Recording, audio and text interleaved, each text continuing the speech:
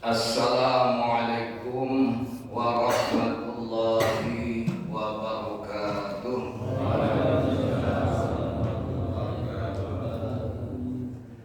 Bismillahirrahmanirrahim. Alhamdulillahilladzi arsala rasulahu bil huda wa dinil haqq liyudhhirahu 'alad dini kullihi wa kafa billahi shahidan. Asyhadu an la ilaha illallah wahdahu la syarika lah wa asyhadu anna Muhammadan 'abduhu wa rasuluh la nabiyya wa rasula ba'dah. Allahumma salli wa sallim ala sayyidina wa habibina Muhammadin sallallahu alaihi wasallam wa ala alihi wa ashabihi wa man ihtada bi hidayatihi ila yaumil jazaa. Amma ba'd. Alhamdulillah wa syukurillah. Enjang menika kula panjenengan sedaya tasih kaparingan nugrahaning Allah Subhanahu wa taala badan ingkang sehat, insyaallah manah ugi sehat. Pramila monggo sareng-sareng kita syukuri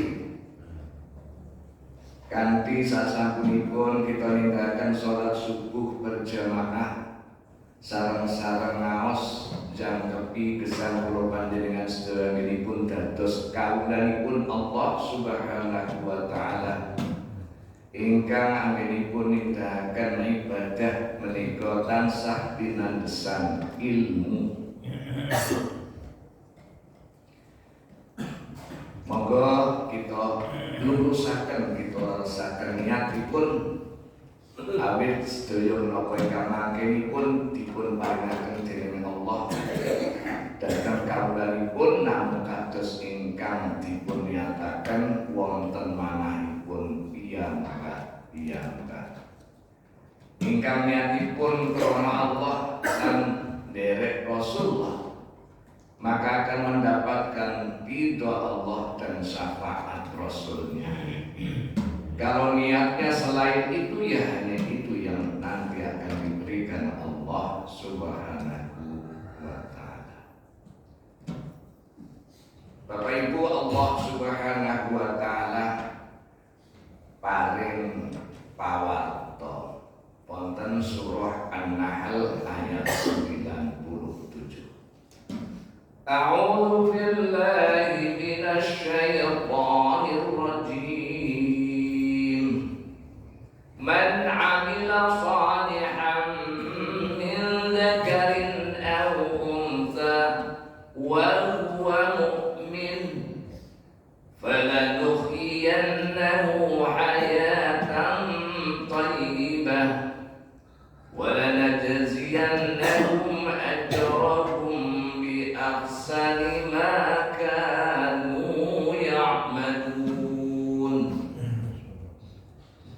Barang siapa yang mengerjakan amal soleh, baik laki-laki maupun perempuan, dalam keadaan beriman, maka sesungguhnya akan kami berikan kepadanya hayatan thayyibah, kehidupan yang baik, dan sesungguhnya akan kami beri balasan kepada mereka dengan pahala yang lebih baik dari apa yang telah mereka kerjakan. Bapak Ibu, ini adalah janji Allah Subhanahu wa taala. Kepada siapa? Kepada siapapun yang menginginkannya. Datang saksin terno ingkang kepengin apa? Kepengin bahagia. Bahagia ini bahasa Jawanya apa? Bahagia mulia.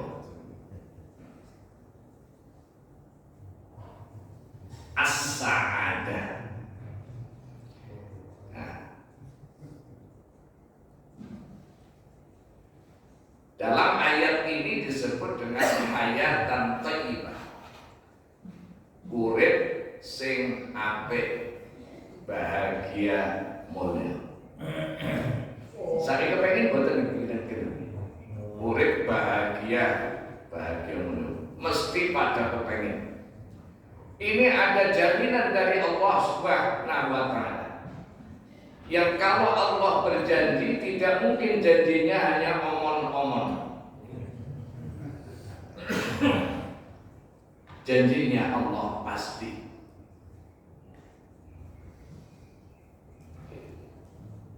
Siapa sing kepengin urip bahagia,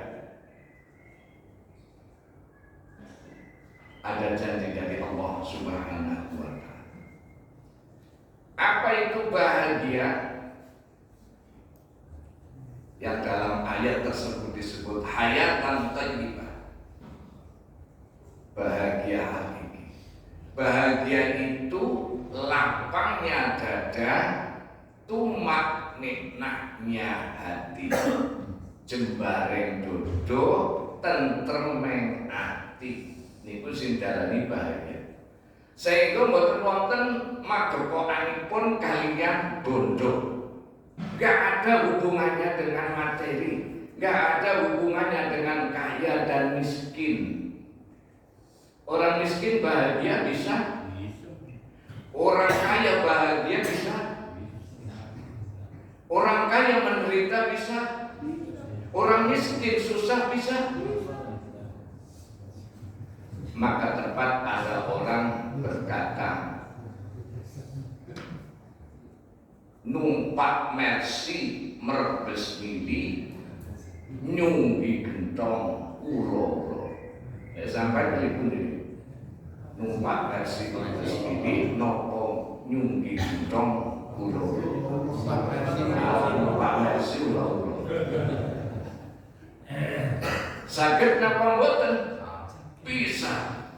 Siapa yang jamin? Allah Subhanahu wa Ta'ala. Kalau Allah menjamin, itu bukan jaminan yang hanya omong-omong. Pidatonya menggelegar, tapi nyatanya bubar. Tapi ada syaratnya. Syaratnya apa? Man amila sholihan wa huwa mu'min. Syaratnya beriman dan beramal soleh dalam keadaan benar-benar beriman. Di dalam Al-Quran ada dua lafaz yang secara bahasa terjemahnya sama, ialah alladzina amanu dengan al-mu'min. Alladzina amanu terjemahnya orang-orang yang beriman. Al-mu'minu juga terjemahnya orang yang beriman. Profesor Quraisy menjelaskan antara kalau Allah mendikau dengan alladzina amanu dengan kalau Allah mendikau al-mu'min. Beda. Kalau Allah mendikau dengan alladzina amanu, orang-orang yang beriman, itu artinya semua, baik yang imannya baru separuh, sepertiga, artinya belum kuat, belum mantap. Sedangkan kalau Allah menggunakan kata al-mu'min, itu berarti adalah orang yang imannya mantap. Jadi siapapun yang ingin bahagia hidupnya, Allah jamin bukui lanang, bukui wadon, syaratnya iman mantap. Kalau imannya mantap, pasti hasilnya buahnya adalah amal soleh. itu yang akan dijamin oleh Allah, pasti akan merasakan kehidupan bahagia, hayatan thayyibah. Tetapi orang yang imannya mantap, pastilah ia akan mengenali dirinya, mengenali Tuhannya, mengenali dunia, dan mengenali akhirat. Tiang ingkang imanipun mantep menika pasti mengenali dirinya, mengenali Tuhannya, mengenali dunia, mengenali akhirat. Orang yang imannya mantap tahu siapa dirinya. Dirinya, kita ini adalah makhluk Allah yang Allah ciptakan dengan dibebani kewajiban. Apa kewajibannya? Secara ringkas ada dua, untuk jadi khalifahnya dan untuk jadi hambanya. Jadi khalifahnya artinya menjadi wakil Allah di muka bumi ini untuk mengatur kehidupan, menata kehidupan sehingga kehidupannya menjadi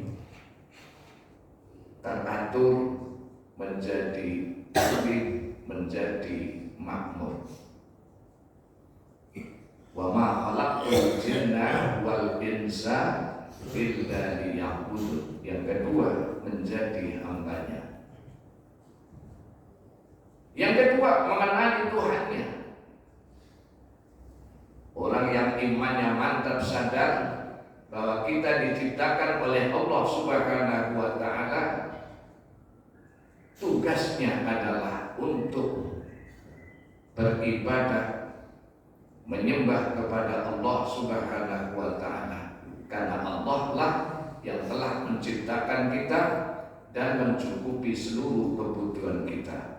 Ya ayyuhan nasu ubudu rabbakumul ladzi khalaqakum wal ladzina min qablikum la'allakum tattaqun. Orang yang imannya mantap mengenali dunia. Apa itu dunia? Dunia itu adalah tempat kita manusia untuk menjalani ujian Allah Subhanahu wa ta'ala.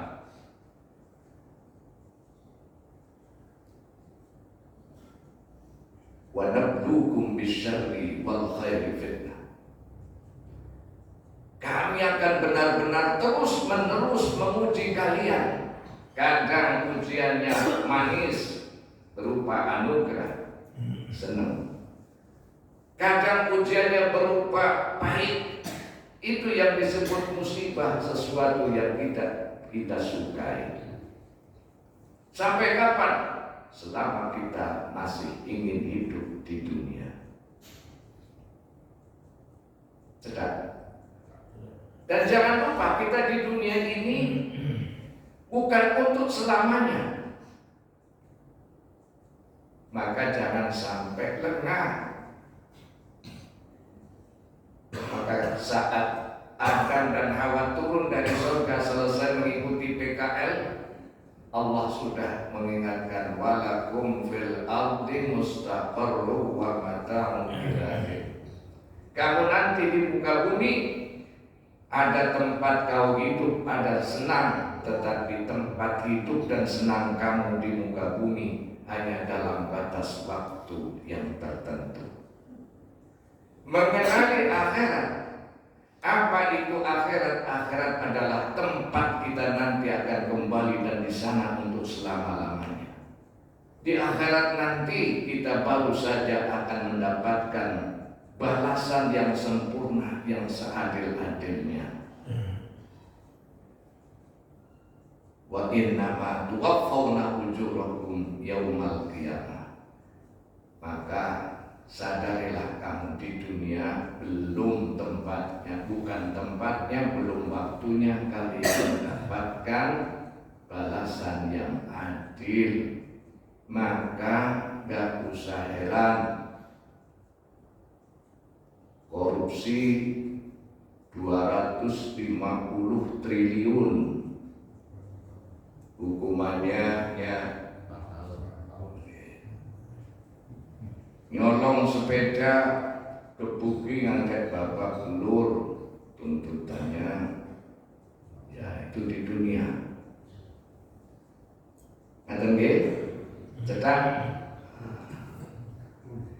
Maka orang yang imannya mantap pasti dia akan bersyukur saat diberi anugerah. Bila diberi cobaan, ia sabar. Bila terjatuh dalam kesalahan, ia segera istighfar. Ning niku gedang Allah pakai domona gampang dilakoni aneh. Cedak. Itu syarat yang pertama. Berimanlah dengan keimanan yang mantap. Syarat yang kedua, beramal soleh. Amal soleh ada yang vertikal, ada yang horizontal, ada yang ritual, ada yang sosial. Maka kalau kita ingin mendapatkan apa yang dijanjikan oleh Allah Subhanahu wa Ta'ala, hidup bahagia, bejo mulya, hayatan thayyibah, amal soleh yang harus ditempuh adalah SD, SMP, SMA, S1, S2, S3, yang semua ijazahnya asli.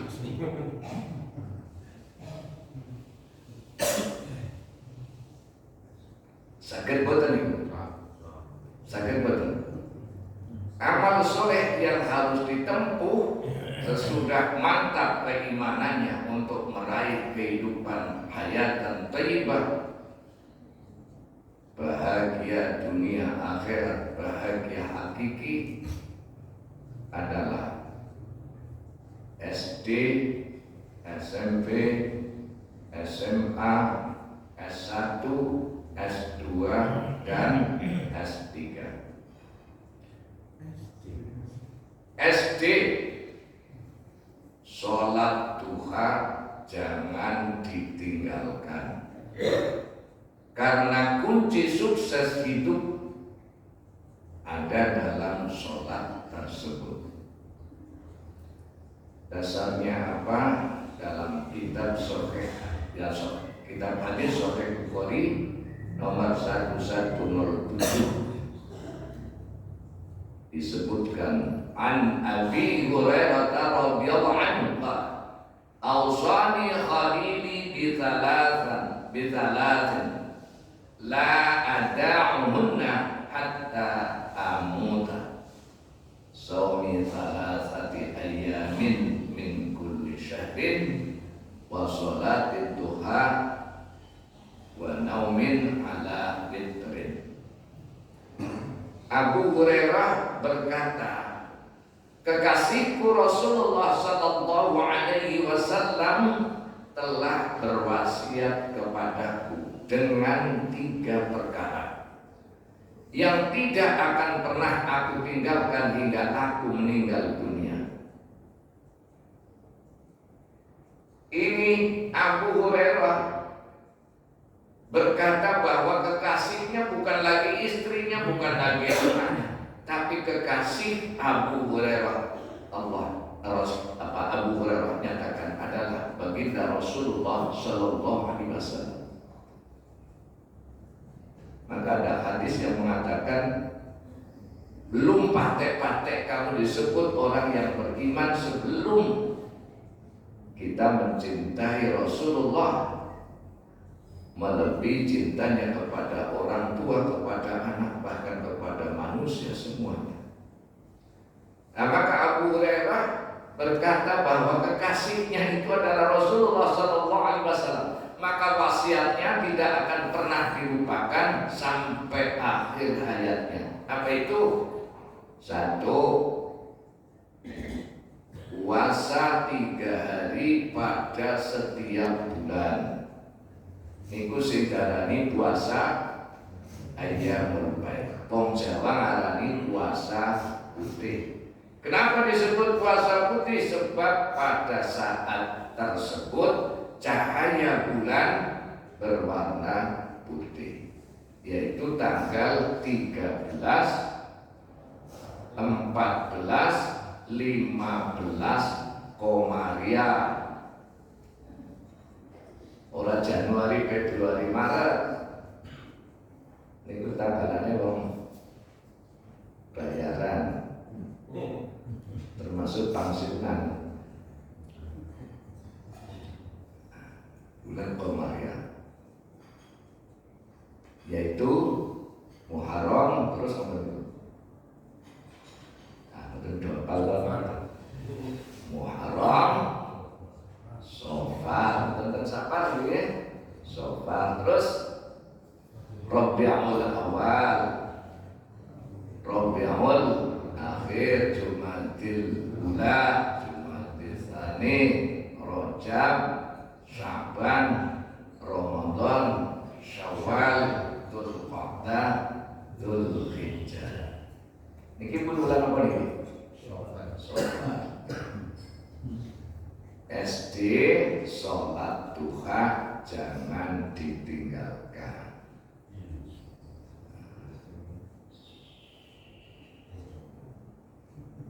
Pun sudah. Hadis berikutnya ini terjemah itu. Rasulullah Shallallahu Alaihi Wasallam pun bersabda, maukah kalian aku tunjukkan medan perang yang dekat, banyak ghanimahnya dan dapat pulang dengan cepat.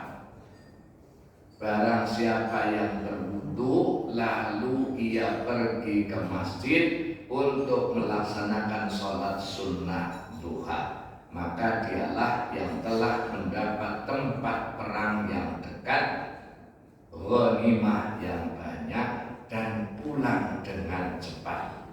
Ini terkait dengan rezeki. Untuk menyongsong rezeki dari Allah itu ada dua. Ada rezeki yang harus diusahakan, tapi ada juga rezeki yang datang sendiri. Siapa yang mendatangkan? Allah Subhanahu wa ta'ala. Syaratnya apa? Tadi dekat dengan Allah Subhanahu wa ta'ala. Kayak di dunia nih, kalau orang dekat kekuasaan kan bisa jadi diangkat jadi komisaris.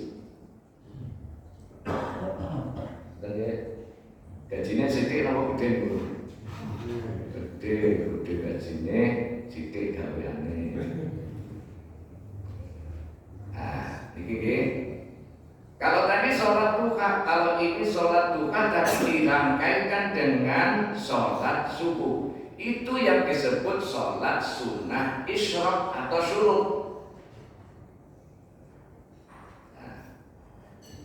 Jadi kalau duha itu dikerjakan di waktu pertengahan sampai akhir.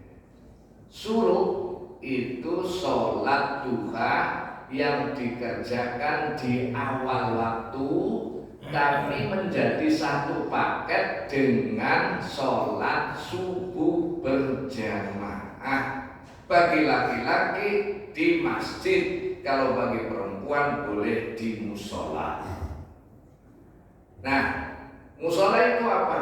Tempat khusus untuk sholat yang ada di rumah-rumahnya orang Islam.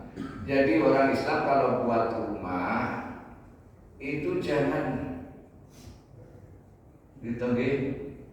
yang diutamakan ruang tamu, kamar mandi. Tempat sholat hanya di sela-sela tempat tidur dan meja makan. Itu namanya terlalu. Tetapi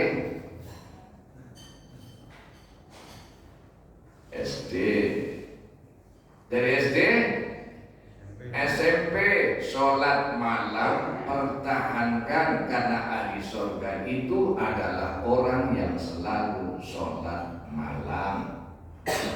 Kalau sholat duha jangan ditinggalkan, tapi kalau sholat malam pertahankan. Kenapa? Nah, kata Nabi, sholat malam itu hendaklah sedapat mungkin terus dilakukan saben malam, walaupun hanya 1 rakaat. Rutin lebih baik daripada komplit tapi hanya sekali 1 tahun. Allah berfirman dalam surah Al-Isra ayat 79, A'udzu billahi minasyaitonir rajim. Wa minal laili fatahajjat bihi nafilatan laka 'asa an yab'atsaka rabbuka maqaman mahmuda. Dan pada sebagian malam hari sembahyang, sholatlah, tahajudlah kamu sebagai suatu ibadah tambahan bagimu. Mudah-mudahan Tuhan mengangkat kamu ke tempat yang terpuji.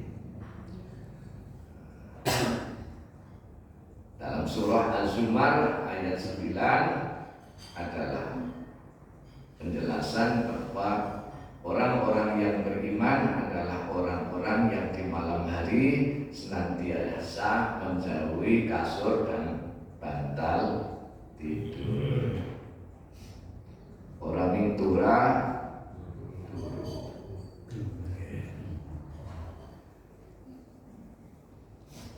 Abdullah bin Abu Qais berkata, Aisyah radhiyallahu anha berkata, la tada' qiyamal lail fa inna Rasulullah sallallahu alaihi wasallam kana la yad'u wa kana idza marida aw kasila shalla qa'idan. Janganlah kamu meninggalkan sholat malam atau qiyamul lail, karena Rasulullah sallallahu alaihi wasallam tidak pernah meninggalkannya, bahkan apabila beliau sedang sakit atau kepayahan, kecapean, beliau sholat dengan duduk. Jadi sholat sunnah termasuk sholat malam Nabi kerjakan ketika capek, ketika sakit dengan duduk. Bahkan sekalipun mampu berdiri, sholat sunnah termasuk sholat malam boleh dikerjakan dengan duduk, tapi pahalanya hanya diberikan 50%. Sesudah SMP maka harus dilanjut SMA, suka membaca Al-Quran dan berusaha menghafalkannya meskipun orang hafal-hafal. Saya habis tua kaya nulis neng banyu letep blas. Tapi lebih baik terlambat daripada tidak sama sekali. Oleh karena itulah Rasulullah sallallahu alaihi wasallam bersabda, khairukum man ta'allama al-Qur'an wa 'allama. Sebaik-baik kamu adalah kamu yang mau belajar Al-Qur'an dan mengajarkan kepada orang lain. Cedak. Dan jangan lupa Allah mengabarkan bahwasanya di dalam Al-Quran yang Allah turunkan itu terdapat obat. Wa nunazzilu minal Qur'ani ma huwa shifaa'un wa rahmatun lil mu'minin wa la yazidul zalimina illa khasara. Nah, para ulama sepakat obat yang dimaksud di dalam ayat tersebut adalah obat galau, obat hati. Tapi juga ada yang berpendapat bisa juga menjadi sarana obat jasmania. Tetapi maka ada ungkapan orang bijak, kalau kamu sedang menghadapi masalah sesulit apapun, jangan pernah pergi kemana-mana kecuali ke Pegadaian. Mengatasi masalah tanpa masalah antara lain bacalah Al-Quran sekaligus tadabburkan ke dalam hati. Insya Allah galau gulana akan dapat sirna. Ini niku nggih bola-balik geronganipun gedang kok bakal dilakoni gampang dilakoni angel. Ini kudu sinau niku nggih. Sesudah S1, S3, S2 nggih. Apa itu S2? Selalu silaturahmi khususnya kepada saudara dan kerabat. Ya ayyuhan nasu taqu rabbakum alladzi khalaqakum min nafsin wahidatin wa khalaqa minha zawjaha wa batha minhuma rijalan katsiran wa nisaa. Rijalan katsiran wa nisaa wattaqullaha alladzi tasaaluna bihi wal arham innallaha kana 'alaikum raqiba.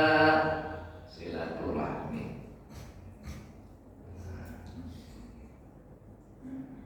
Rasulullah sallallahu alaihi wasallam bersabda, man ahabba an yubsata lahu fi rizqihi wa yunsa'a lahu fi atharihi falyasil rahimah. Sing kepengin dilapangke rezekine, didawakna umure, maka hendaklah menyambung silaturahmi. Sedang nggih. Apa itu silaturahmi? Nah, ternyata karena bonusnya besar, dipanjangkan umurnya, dilapangkan rezekinya, maka yang namanya silaturahmi bukan seperti yang kita pahami selama ini. Nabi bersabda, laisal wasilu bil mukafi walakinal muwasilu alladzi idza quti'at rahimuhu wa salaha.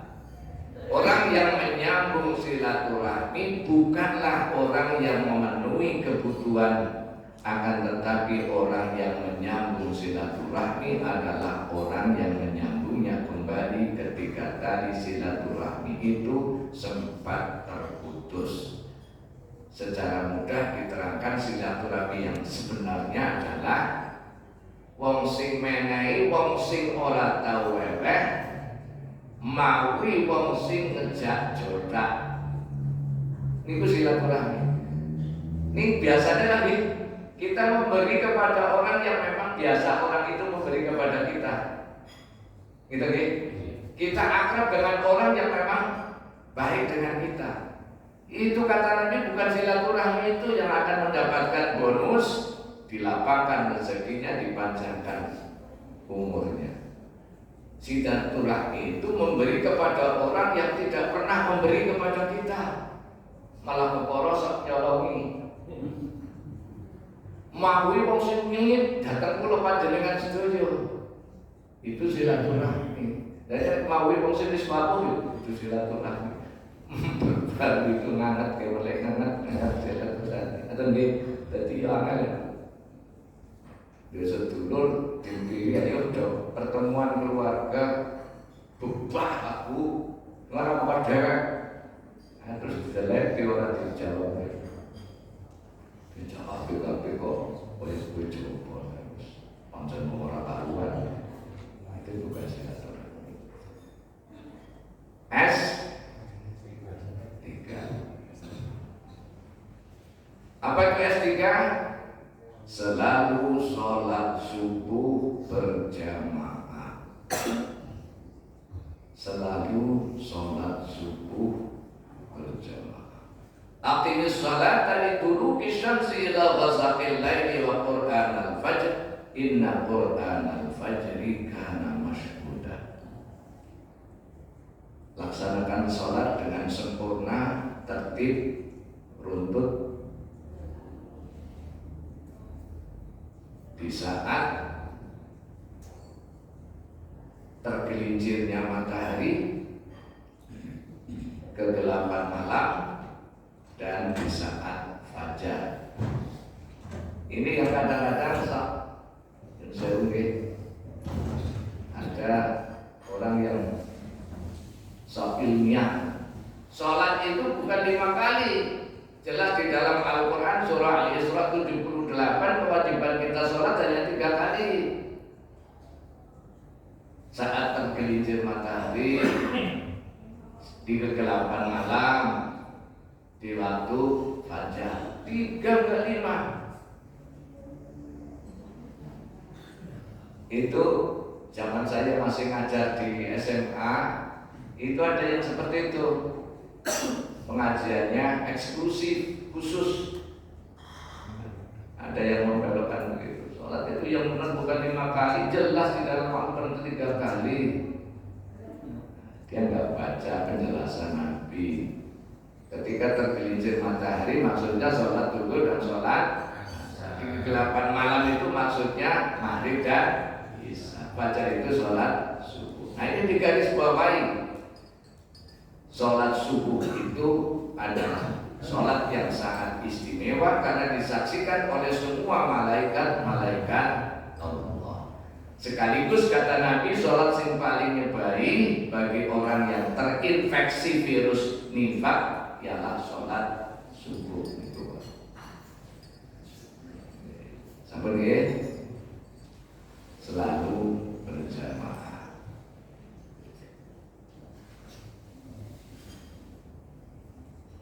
Dalam kitab hadis Sahih Bukhari 617, Rasulullah Shallallahu Alaihi Wasallam bersabda, tidak ada sholat yang lebih berat bagi orang-orang munafik, kata Nabi, kecuali sholat subuh dan sholat isya. Padahal seandainya mereka mengetahui kebaikan yang ada pada 2 sholat tersebut, niscaya dia akan mendatanginya walaupun dengan berangkat. Dalam Sahih Muslim disebutkan 2 rakaat fajar lebih baik daripada dunia seisinya. Mudah-mudahan kita mantap imannya dan dapat menempuh SD, SMP, SMA, S1, S2, S3 sehingga kita akan benar-benar mendapatkan janji Allah Subhanahu wa taala, hayatan thayyibah, kehidupan yang baik, bahagia, hakiki, tidak saja di dunia tapi juga di akhirat. Kata nggih, mugi-mugi bermanfaatipun. Yang betul itu dari Allah, yang salah itu dari kebodohan saya sendiri. Kurang lebih mohon maaf, billahi taufiq wal hidayah, wal ridha wal inayah. Assalamualaikum warahmatullahi